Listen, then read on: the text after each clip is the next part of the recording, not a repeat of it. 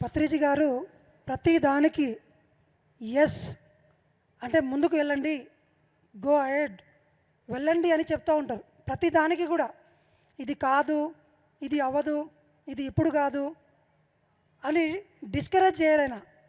పత్రిజీ గారి యొక్క main intention ఏంటంటే ప్రతి ఒక్కరి లోపల అనంతమైన శక్తులు ఉన్నాయి, వాళ్ళలోంచి వచ్చిన ఒక యూనిక్ థాట్ అది.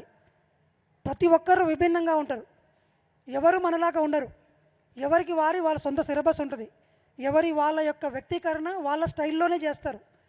అందరూ మనలాగానే చేయాలని, నాకు నచ్చిందే చేయాలని మనం అందరినీ ఒక స్టాండర్డ్ రూల్స్ పెట్టి అందుట్లో బిగించడానికి ట్రై చేస్తూ ఉంటాం. కానీ పత్రికారికి ఒక్కరికే తెలుసు, ప్రతి ఒక్కరి లోపల అనంతమైన సృజనాత్మక శక్తి ఉంది. కాబట్టి ఎవరు మీ దగ్గరికి ఎలాంటి కొత్త ఐడియాతో వచ్చినా, నేను పిరమిడ్ కడతాను, నేను ఆశ్రమం పెడతాను, నేను పెద్ద ప్రోగ్రాం చేస్తాను, నేను వేరే అమెరికాకి వెళ్ళి ధ్యానం చెప్తాను, వెళ్ళవయ్యా అంటాడు ఆయన. పిరమిడ్ కడతాను, ఓకే డన్ అంటారు. సార్ నేను శాకాహారాలు చేస్తాను, ఎస్ అంటారు. నీ వల్ల కాదు, నీకు డబ్బులు లేవు, ఇప్పుడు టైం కాదు, ఇవన్నీ ఏం చెప్పరు.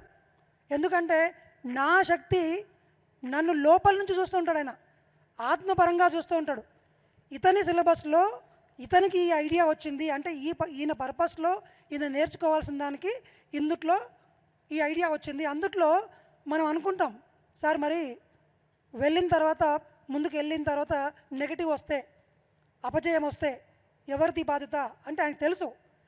నాకు విజయమా అపజయమా సంబంధం కాదు, నాకు ఎస్ చెప్పాడంటే నేను దాని ద్వారా నేర్చుకోవాల్సిన జ్ఞానం నాకు వస్తుంది.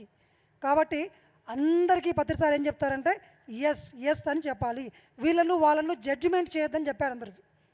సో థ్యాంక్ యూ సార్, నాకు ఈ అవకాశం ఇచ్చినందుకు.